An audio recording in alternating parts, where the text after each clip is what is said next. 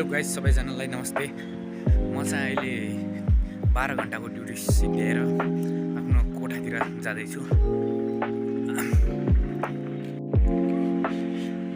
देख्न सक्नुहुन्छ म चाहिँ अहिले अब आफू बस्ने कोठानेर पुगिसकेँ। म चाहिँ अब भित्र जाँदैछु।